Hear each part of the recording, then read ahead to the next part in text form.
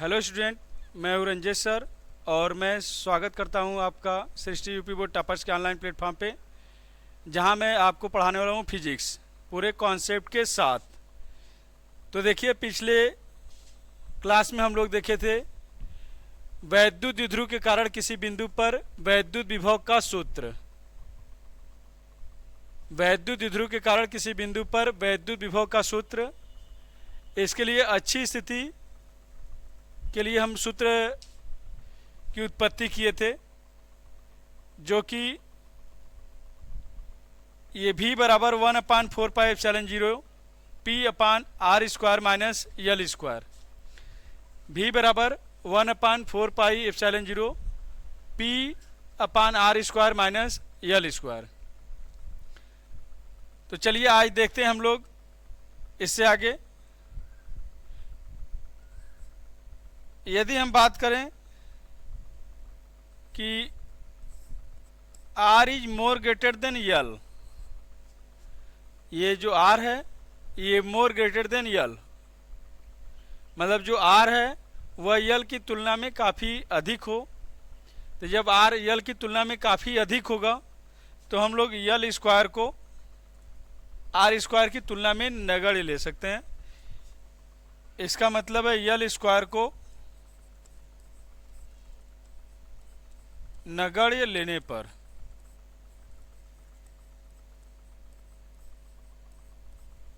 नगण्य लेने का मतलब उसे हम लोग छोड़ देंगे।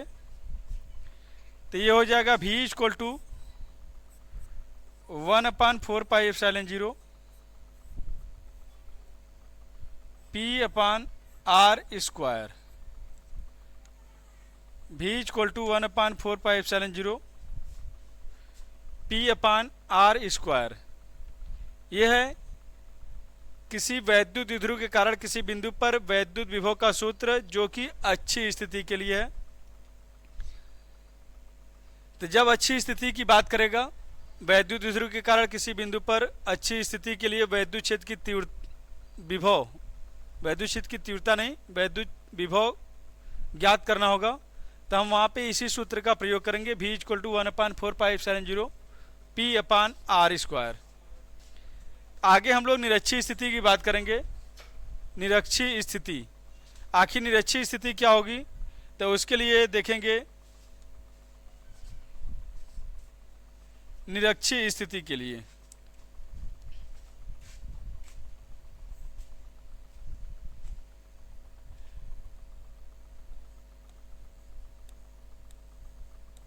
निरक्षीय स्थिति, ये सेकेंड है निरक्षीय स्थिति। निरक्षीय स्थिति में वैद्युत विभव के लिए सूत्र,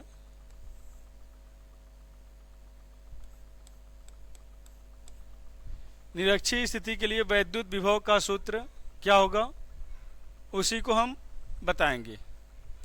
तो वैद्युत द्विध्रुव का मतलब हमने पहले ही बता दिया है कि एक माइनस और एक प्लस आवेश, एक माइनस और एक प्लस आवेश एक दूसरे से अत्यंत सूक्ष्म दूरी पर हो। यदि एक माइनस आवेश और एक प्लस आवेश एक दूसरे से अत्यंत सूक्ष्म दूरी पर हो तो इसी को वैद्युत द्विध्रुव कहेंगे। अब इस वैद्युत द्विध्रुव के कारण किसी बिंदु पर वैद्युत विभव निकालना है, लेकिन निरक्षीय स्थिति के लिए। निरक्षीय स्थिति का मतलब इन दोनों आवेशों को मिलाने वाली रेखा के मध्य बिंदु, जैसे इन दोनों आवेशों को मिलाने वाली रेखा का ये मध्य बिंदु है, इस मध्य बिंदु के लंबवत अगर अक्ष खींचेंगे तो इसी को निरक्ष कहा जाएगा। यह है निरक्ष। अब इसी बिंदु पर कोई बिंदु P है, इसी पर कोई बिंदु P है, इसी बिंदु P पर हम वैद्युत विभव का सूत्र ज्ञात करेंगे। ये जो बिंदु P है, इन दोनों आवेशों को मिलाने वाली रेखा के मध्य बिंदु से r दूरी पर है। जो बिंदु P लिया गया वह दोनों आवेशों को मिलाने वाली रेखा के मध्य बिंदु से r दूरी पर है। उसी बिंदु P पर हम वैद्युत विभव ज्ञात करेंगे। फिर से एक बार ध्यान सुन लीजिए, यह है वैद्युत द्विध्रुव, माइनस आवेश प्लस आवेश एक दूसरे से अत्यंत सूक्ष्म दूरी पर होंगे तो इसी को वैद्युत द्विध्रुव कहेंगे। इन दोनों आवेशों को मिलाने वाली रेखा का ये मध्य बिंदु है। इसी मध्य बिंदु के लंबवत कोई बिंदु P है, उसी बिंदु P पर हमें वैद्युत विभव ज्ञात करना है। जो बिंदु P है वह मध्य बिंदु से r दूरी पर है। इसी को निरक्षीय स्थिति कहेंगे, इसी को निरक्षीय स्थिति कहेंगे। तो जब हम इस माइनस आवेश के कारण बिंदु P पर विभव और इस प्लस आवेश के कारण भी बिंदु P पर विभव निकाल कर दोनों के कारण बिंदु P पर विभव निकाल लेंगे तो वही हो जाएगा निरक्षीय स्थिति के लिए बिंदु P पर वैद्युत विभव का सूत्र। हम बार बार बता चुके हैं कि किसी बिंदु आवेश के कारण किसी बिंदु पर वैद्युत विभव ज्ञात करना है तो उसके लिए यही सूत्र है, V बराबर 1/4πε0 Q upon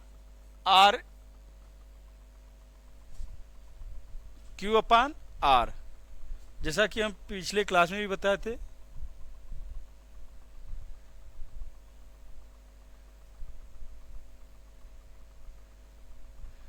V equal to 1/4πε0 Q upon R।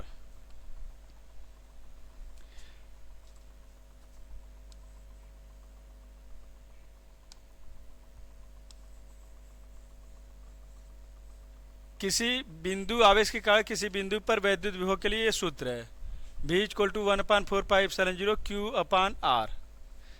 मतलब इस माइनस आवेश के कारण बिंदु P पर विभव और इस प्लस आवेश के कारण भी बिंदु P पर विभव ज्ञात करने के लिए हमें आवेश से बिंदु के बीच की दूरी ज्ञात होनी चाहिए। मेन वही है, किसी भी आवेश के कारण किसी बिंदु पर वैद्युत विभव ज्ञात करना होगा तो उस आवेश से बिंदु के बीच की दूरी ज्ञात होनी चाहिए। तो चलिए हम लोग इस आवेश से बिंदु P के बीच की दूरी को देखते हैं। इसे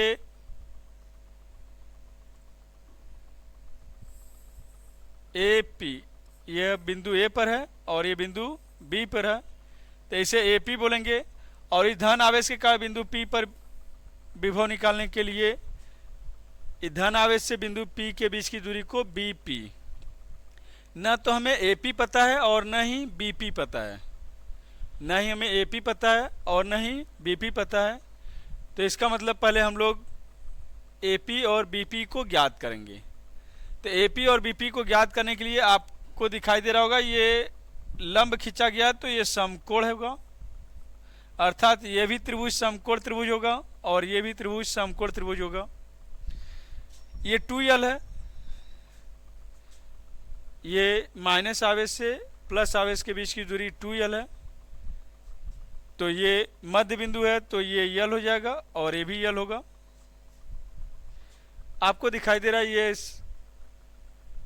समकोण त्रिभुज में ये लंब, ये आधार और ये कर्ण, ये लंब, ये आधार और ये क्या हो जाएगा कर्ण। तो हम बता दें कर्ण हमेशा कड़ी में होता है, आपको भी पता है, पाइथागोरस के प्रमेय के आधार पर हम लोग निकाल सकते हैं। कर्ण बराबर हो जाएगा कड़ी में लंब का स्क्वायर प्लस आधार का square, R square plus L square. इसी तरह यह भी कर्ण होगा तो ये भी कड़ी में हो जाएगा, कड़ी में R square plus L square, R square plus L square. तो BP और AP आपको दिखाई दे रहा है BP और AP दोनों एक समान है, BP और AP दोनों का मान एक समान है अर्थात AP बराबर BP, AP बराबर BP। मतलब दोनों दूरी हमें पता हो गया। तो एक बार माइनस आवेश के कारण बिंदु P पर विभव निकालेंगे, एक बार प्लस आवेश के कारण बिंदु P पर विभव लिखेंगे। तो चलिए हम लोग लिखते हैं ये माइनस Q आवेश के कारण, माइनस Q आवेश के कारण बिंदु P पर विभव, बिंदु P पर विभव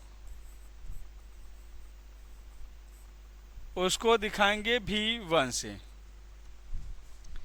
माइनस आवेश के कारण बिंदु P पर विभव को दिखाएंगे V1 से, तो ये हो जाएगा 1/4πε0, 1/4πε0। जैसा कि हमने पहले ही बताया, Q/R, Q मतलब आवेश का मान। ये ध्यान रखिएगा, माइनस आवेश के कारण विभव माइनस में और प्लस आवेश के कारण विभव को प्लस में दिखाएंगे। तो ये माइनस आवेश है, इसलिए -Q/, इस आवेश से बिंदु P के बीच की दूरी, माइनस आवेश से बिंदु P के बीच की दूरी यही ना है, कड़ी में R² प्लस L², जैसा कि वहां पे बताए थे। इसी को AP भी लिख सकते हैं। तो ये V1 बराबर हो जाएगा -1/4πε0 Q/R, AP के स्थान पर लिखा जाएगा कड़ी में R² प्लस L², कड़ी में R² प्लस L²। ये ध्यान रखिएगा, विभव अदिश राशि है। अब प्लस Q आवेश के कारण आगे लिख रहे हैं, प्लस Q आवेश के कारण, प्लस Q आवेश के कारण बिंदु P पर विभव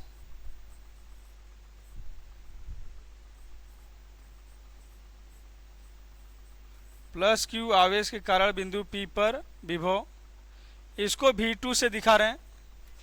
V2 बराबर, फिर वही सूत्र वही रहेगा, 1/4πε0 Q/R, मतलब B से P के बीच की दूरी अर्थात BP। तो V2 का मान हो जाएगा, ये BP का ही मान कड़ी में R² प्लस L² है, V2 का ही मान कड़ी में R² प्लस L² है, इसलिए लिख देंगे V2 का नहीं, BP का 1/4πε0 Q/BP के स्थान पे लिखेंगे कड़ी में R² plus L², R² plus L²। अब माइनस Q आवेश के कारण भी बिंदु P पर विभव हम निकालिए, प्लस Q आवेश के कारण भी बिंदु P पर विभव निकालिए। अब दोनों के कारण बिंदु P पर परिणामी विभव निकालेंगे। तो परिणामी विभव कुल मतलब कुल, परिणामी विभव का मतलब कुल विभव निकालेंगे, और कुल विभव निकालने के लिए विभव अदिश राशि है, विभव अदिश राशि है, इसलिए हम लोग डायरेक्ट कुल विभव निकालने के लिए V1 और V2 को जोड़ देंगे। थोड़ा सा इसे ऊपर कर दे रहे हैं।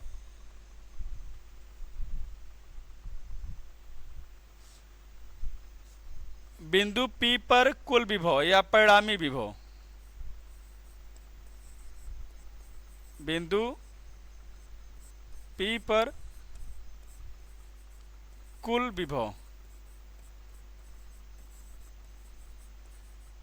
कुल विभव को V से दिखाएंगे, V बराबर V1 प्लस V2। कुल मतलब कुल, योग, दोनों का योग। तो V बराबर, V1 का भी मान पता है और V2 का भी मान हमें पता है, V1 का भी मान पता है और V2 का भी मान पता है, तो दोनों मान रख देंगे। -1/4πε0 Q/ कड़ी में R² प्लस L², फिर प्लस V2 के स्थान पर लिखेंगे 1/4πε0 Q/ कड़ी में R² प्लस L²। ये माइनस में और ये प्लस में है, ये माइनस में और ये प्लस में है, सेम चीज है, तो दोनों कट जाएंगे। अर्थात बिंदु P पर जो कुल विभव आया वह 0 है। इसका मतलब निरक्षीय स्थिति में वैद्युत विभव का मान 0 होता है, जबकि अच्छी स्थिति में वैद्युत विभव का मान V बराबर 1/4πε0 P/R² था। लेकिन निरक्षीय स्थिति में वैद्युत विभव का मान शून्य है। तो आप लोग पिछले क्लास में देखे होंगे कि जब हम वैद्युत क्षेत्र की तीव्रता भी बताए थे, वैद्युत द्विध्रुव के कारण वैद्युत क्षेत्र की तीव्रता जब बताए थे, तो वहाँ भी अक्षीय और निरक्षीय स्थिति के लिए दो कंडीशन थी और दोनों के लिए ही वैद्युत क्षेत्र की तीव्रता बताए थे। अगर वैद्युत क्षेत्र की तीव्रता की बात करें वैद्युत क्षेत्र की तीव्रता, वैद्युत क्षेत्र की तीव्रता की अगर बात की जाए तो अक्षीय के लिए भी बताया गया था। अक्षीय के लिए इसको एक्सियल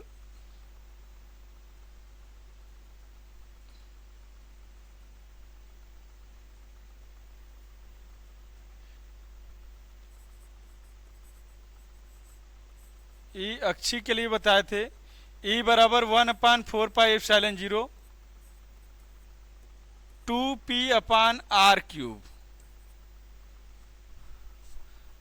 ई बराबर 1/4πε0 2p/r³। और निरक्षीय के लिए भी बताए थे। निरक्षीय ई बराबर 1/4πε0 p/r³।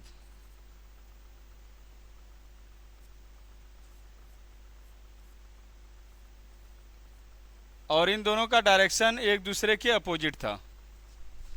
इन दोनों का जो डायरेक्शन था एक दूसरे के अपोजिट था। अर्थात वैद्युत क्षेत्र की तीव्रता अक्षीय के लिए भी होता है और निरक्षीय के लिए भी होता है, और जबकि वैद्युत विभव केवल अक्षीय के लिए है और निरक्षीय के लिए शून्य है।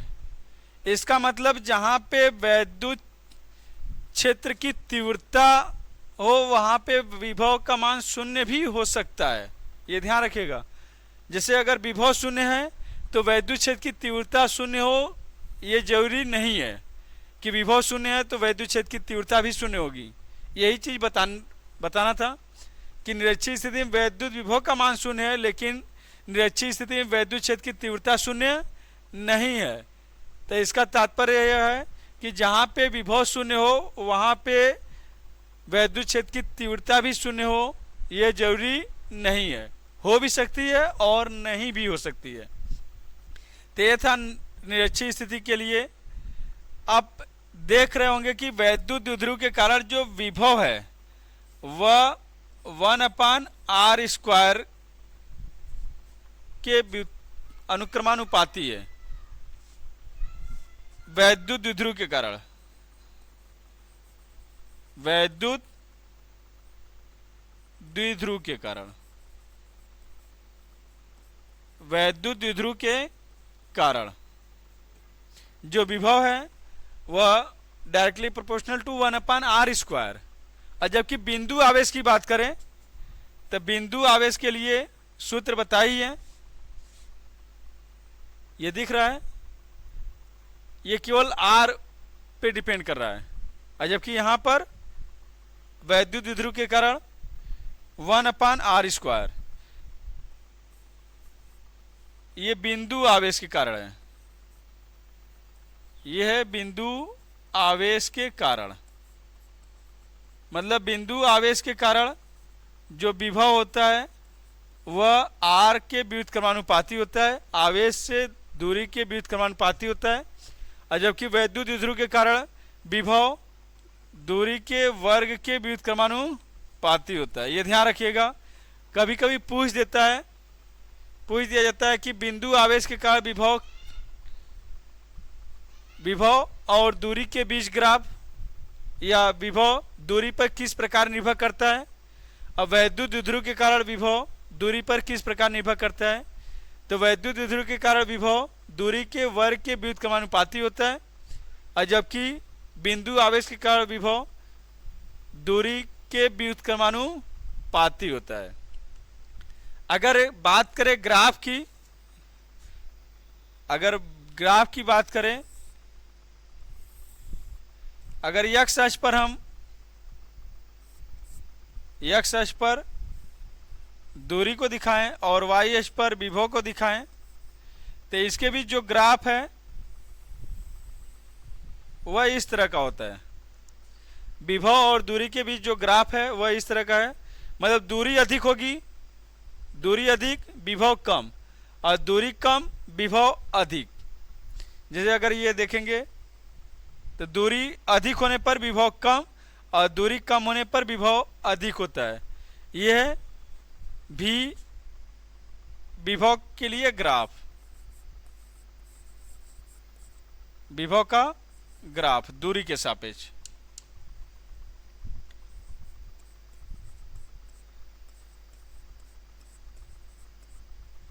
यह विभव का ग्राफ दूरी के सापेक्ष। चलिए आगे हम लोग देखते हैं, अगर कोई भी अक्ष हो, किसी भी अक्ष पर, किसी भी अक्ष के लिए देखें, जैसे अक्षीय स्थिति देखें, निरक्षीय स्थिति, उसी तरह किसी भी अक्ष पर के लिए, किसी भी अक्ष के लिए मतलब एक स्टैंडर्ड फार्मूला होगा, उसी स्टैंडर्ड फार्मूले के द्वारा हम लोग निरक्षीय स्थिति का भी देख सकते हैं और अच्छी स्थिति के लिए भी देख सकते हैं। जैसे ये बात करें, ये माइनस क्यू आवेश है, इसका डेरिवेशन नहीं बताया जाएगा क्योंकि ज़्यादातर अक्षीय और निरक्षीय पूछा जाता है, किसी भी अक्ष के लिए नहीं, केवल ये स्टैंडर्ड फार्मूले की बात कर रहे हैं, तो हम स्टैंडर्ड फार्मूला बता दे रहे हैं और कैसे उसके आधार पर हम अच्छी और निरक्षी दोनों निकालेंगे उसको भी दिखा रहे हैं।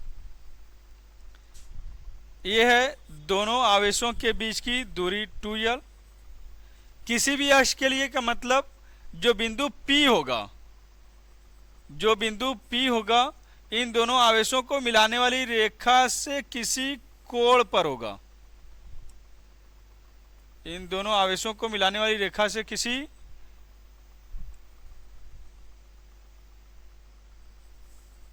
कोण पर है, दोनों आवेशों को मिलाने वाली रेखा से किसी कोण पर है। तो ये कोण है थीटा, मान लीजिए कोण क्या है थीटा। माइनस क्यू आवेश है और ये प्लस क्यू आवेश है, और जो बिंदु P है दोनों आवेशों को मिलाने वाली रेखा से किसी कोण पर है। थोड़ा सा इसे चेंज कर दें, थोड़ा और आगे लेकर आए।